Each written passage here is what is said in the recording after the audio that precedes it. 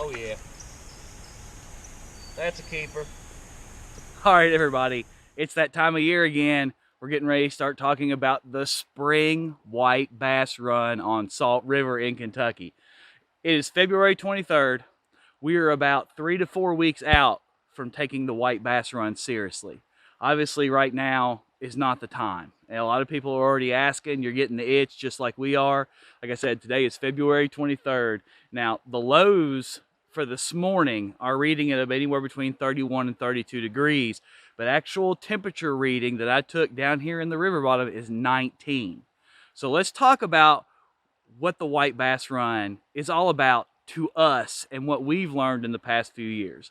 Now, I know right off the bat, a lot of you are super happy and a lot of you are super mad. And the reason being is because a handful of years ago, we'd come down here and fish this white bass run, and there'd be maybe 1, 2 trucks in the parking lot. Most of the time, you were down here by yourself. That's not the case last year. Parking lots were full, people parking on the hills, on the sides, in the grass. We love it because we're getting more and more people involved in something that's really awesome. And a lot of people think that we're just ruining it for them because it's their solemn secret. For those that believe that, I'm sorry, it's not what the outdoors is about. And that is not what Outdoors in the Bluegrass is about. So let's get into it.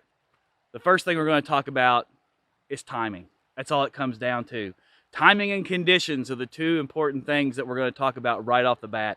And I said we're about 3 to 4 weeks out from taking it seriously. It's always usually end of March, middle to April. But there's a lot of things that go into the conditions that make everything right for a white bass run. Now, early in the year, or I'm sorry, early at the beginning stages of when things really start heating up for the run to become active, you will be able to start catching the staging white bass at the open mouth of the river at Van Buren and Taylorsville up towards the 248 bridge and maybe even a little past. What happens when those water temperatures and the length of day, the amount of sunlight they get in 24 hours increases and those temperatures start to increase and get warmer, they will start to stage. And as we get more consistent days, like 2, 3, 4 days of warmer nights, that's the key, warmer nights and maybe even warmer rain mixed into that, they will make what we call false runs further up past the bridge. But I'm telling you, when you're catching them at the bridge like that, and you're not catching them up here where we're at right now, which is the Palmer Road, River Road intersection, I mean, we're literally straight down from the parking lot. When you start catching them here over and over and over again, that is a full-on white bass run, okay? Now, what does it take to get them up here? Longer lengths of daylight. You need more daylight in the 24-hour period, so that means longer days.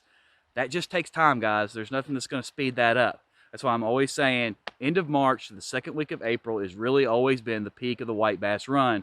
But to also consider that, you have to consider the temps.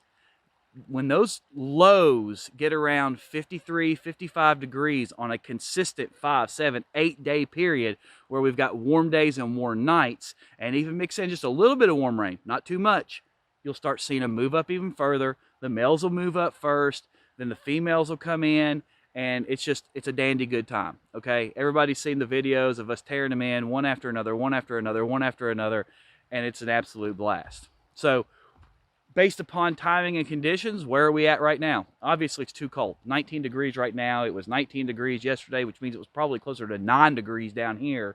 Always take that 5 to 10 degree drop down here at the river bottom when you're looking at the temperatures on your weather apps, okay? Consider that when you're planning on the white bass run. We'll continue to give you updates like we always do. Now, the conditions right now of the river actually look good. A lot of people want muddy, murky water. Some people want clear water. We've slayed them in both. It just, if it's clear and it's been clear for a while, you'll catch them. If it gets muddy, you may have to wait a day or two, and then you'll start catching them in the mud, and then it'll clear up, and it clears up, wait a day or two. So it's not that I think one is better than the other. You just got to wait for that transition. Just like when a front runs through and you're bass fishing, you got to wait a couple days for that front to calm them down, let them get back on the bite. Kind of the same thing when it goes to water clarity with the white bass here on Salt River. Remember, we're talking about Salt River. This is our home. This is what we cover. Some of this stuff could not apply to where you're fishing for white bass, okay? So the next thing we want to talk about is what are the water conditions like right now? I'm telling you, they look great. If the water conditions were at this level and at this water clarity in the next 3 to 4 weeks, I'd be a happy man. But the problem is we've got a lot of time in the next 3 to 4 weeks for a lot of rain to come in. We actually have a good amount of rain forecasted for the next 4 days. We don't want it too low. We don't want it too high. I think we're going to be okay on water levels this year. It got low last year during the fall white bass run, okay? When they come back up in mainly to feed on shad and stuff, the water was a little low, so they never really made it up real far in fall timing. They were mainly stuck back down towards the bridge. If the water levels stay where they're at right now, we're looking at a successful white bass run.